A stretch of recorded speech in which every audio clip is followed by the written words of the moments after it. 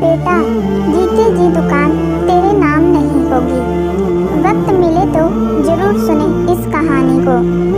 एक बेटे के माँ बाप ही सुखी हैं। दो बेटे तो होने नहीं चाहिए। माँ बाप को कभी इधर कभी उधर खींचते ही हैं। ऊपर से दो दो बहू तो जीने नहीं देती। सविता अपनी सहेली कमला को आज मन की बात कहने को आतुर दिख रही थी। कमला ने कहा, ऐसी बात नहीं है, मुझे ही देखो, एक बेटा और एक बेटी है। बेटा बहू बहुत दूर रहते हैं, बेटी पास है, पर आज कुछ भी दिक्कत हो अकेले ही करना पड़ता है। ना बहू आ पाती है ना बेटी। सबकी अपनी अपनी जिम्मेदारियां हैं, वो तो मैं भी समझती हूँ। हमारे यहाँ तो रोज मैं सबके ताने ही सुनती हूँ। अब कल मेरे मुँह से छोटी बहू के खाने की तारीफ निकल गई तो बड़की ने ताने मार कहा, वहीं जाकर ही क्यों नहीं रहती।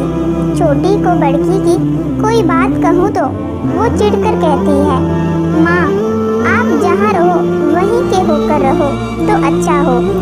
भाभी तो पूरी स्वार्थी है, आप पता नहीं कब समझेंगे। अब तुम ही बताओ, मैं बात भी ना करूं फिर तो मुंह में टेप ही लगा के बैठो। कमला ने समझाया, देख सविता, जहां बर्तन हो तो खनकने बिना नहीं रहते। तेरे बेटे सही हैं तो फिर क्या चिंता। हाँ बहन, छोटा तो सही है, वो तो बाहर जॉब करता है, पर अभी बड़का अनिल पापा की दुकान में बैठता है।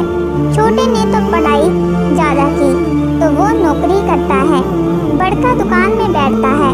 अब बड़का दुकान अपने नाम करने की बात करता है। काम तो देखो वही ज़्यादा देखता है, पर दुकान तो उसके नाम कैसे करूं।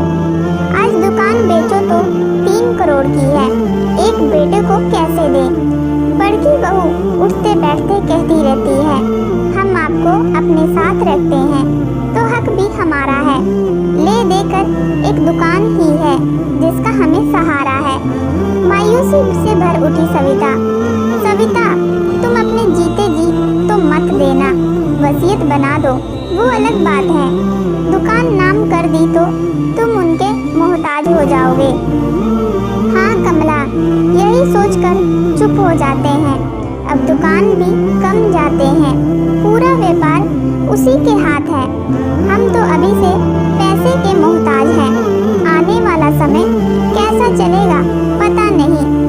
चिंतित से सविता बोली, चलती हूँ, कल मिलेंगे, मैंने तुम्हें ही परेशान कर दिया। सविता जाने लगी।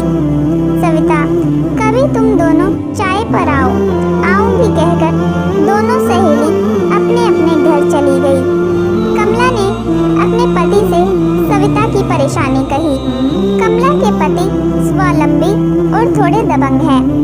सविता और उसके पति को दबने की क्या जरूरत है, उनकी दुकान है, वो जो भी करे। बना बनाया व्यवसाय दे दिया, उसे और क्या चाहिए।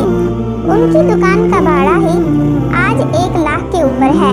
भाड़ा मांगे, एक दिन में ही जनाब को तारे नजर आ जाएंगे।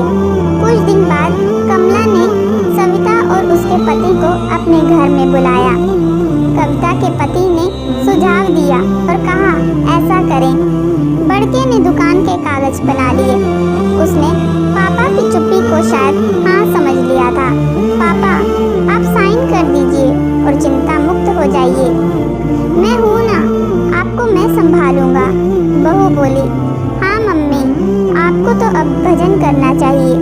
बेटा दुकान तो मेरी है, मैं दुकान के तो हिस्से अभी करने ही नहीं है ना। अभी तेरी माँ और मैं मरने जा रही हैं। एक काम कर तू, या तो दुकान खाली कर या दुकान का भाड़ा हमें दे।